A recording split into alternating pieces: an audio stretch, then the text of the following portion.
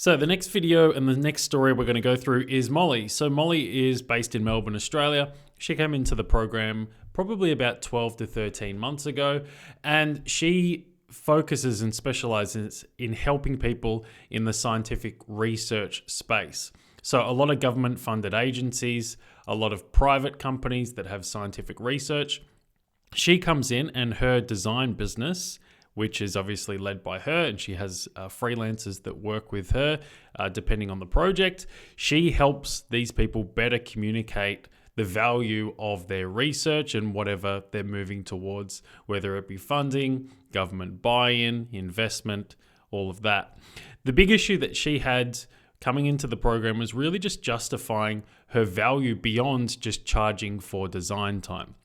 So what you're going to see in this video, in this interview that I conducted with her, is how she's been able to evolve her level of thinking in regards to repositioning herself and her value, and how she was fundamentally able to generate a $20,000 a month just recently in December 2020. So let's get stuck into Molly's story. So thank you, Molly, for hopping on a call. And doing this. So I'll get you to quickly just introduce yourself. Tell us a bit about who you are and what it is that you do. Sure. So my name is Molly Patton, and I help scientists attract more opportunities to transform their research into real-world solutions. And I do this by taking the complicated scientific information that's related to what they do, and I turn that into visual content that looks great and is easy to understand.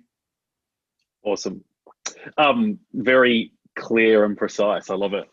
So take me through where you were in your design business before you came into Profitable Designer. I was doing okay, but I knew I was stuck in a rut, and I just wasn't quite sure what that rut was. But I very quickly identified that through Profitable Designer that it was actually this same rut that many designers get caught up in, and that is offering just design services. And as someone who offers design services in an area that previously hasn't had that much interaction with designers, I knew that I needed to think differently about how I presented myself and how I marketed myself to my target audience of like academics and scientists. But I just wasn't quite sure how to package that up, and that's why I came to Profitable Designer. Awesome. So how have you enjoyed your experience in Profitable Designer so far? Where do you feel like you've got the most out of it, from like structure, content, way of thinking? Probably all of the above. I really, the biggest thing of all is probably just being able to talk to someone who gets it. Like, being a designer too, Patrick, like I feel like you really understand the key challenge that designers face in marketing something that's not always tangible or quantifiable in a really easy term. Like, it's not like being a personal trainer or an accountant. There's always something that's a little bit abstract about design services because it's so broad and it can be so different. And I'm really, as a problem solver, I'm really enjoying that process of trying to figure out how my business can break through that barrier of just nailing how to communicate that to my target audience, and as well as seeing how other people do it too in their own businesses. And I'm enjoying, you know, the almost the community aspect of it too. It makes you feel like it's not just me that has this problem. So it's, you know, it's nice to see other journeys that are completely different to mine in many respects, but also, you know, solve my own problems as well, and just getting that exposure to how broad design can be. I'm actually learning a lot more about my industry as well. Awesome. So you've kind of crossed on this, I think, with a couple of your answers, but take me through what you think the biggest aha moment was that you've had since being inside the program. That's easy. That's definitely the biggest aha moment is the realization that it's okay not to have the entire roadmap planned out. You can just be a few pages ahead of the client, and that's okay. That's perfectly acceptable.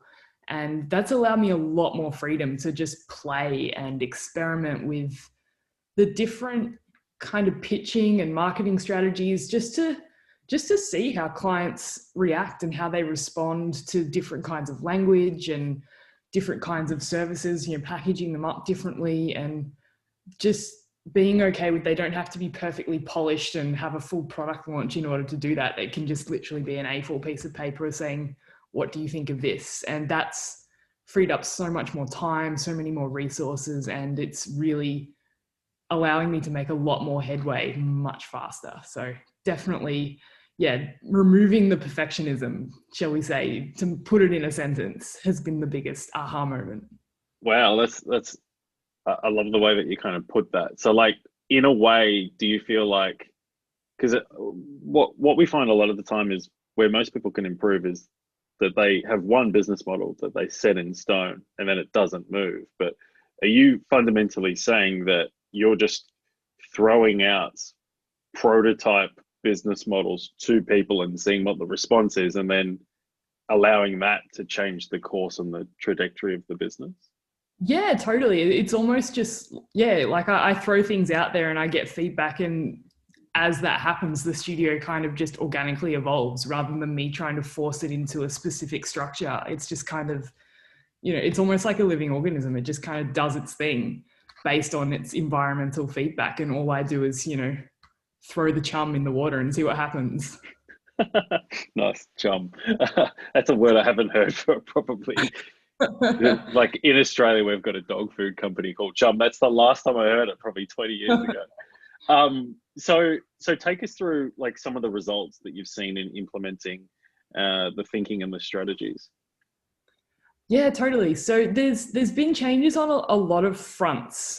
There's been sort of, some positive financial changes, positive structural changes, but I think if I can pin it down to one thing, like the biggest shift has been actually my relationship with my clients and their perception of what design can do for them beyond just pretty pictures or great visuals. And I've really noticed, particularly over the last 12 months, and whether that's been because COVID has meant no one can go anywhere, so they have more time to think about it, or a combination of that, and I'm just putting the right things out there and they just happen to be looking at it more because of, circumstances. I don't know, but I've really noticed a significant change in the last 12 months in the kinds of projects and opportunities that have crossed my desk. And specifically since shifting my own language from offering services-based design, I suppose we could call it, to offering a process that yields a solution to a deeper problem, I've really noticed that scientists are beginning to think about design in a different way. So rather than asking for that specific service that they think they need, they're beginning to trust the process to actually determine what aspects of design they need, rather than,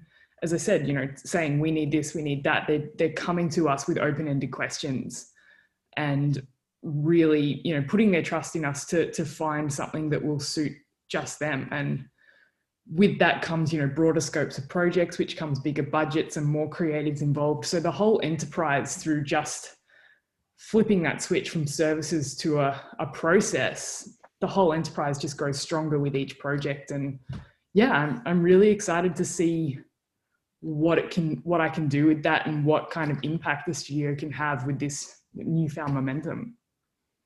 Really nicely answered.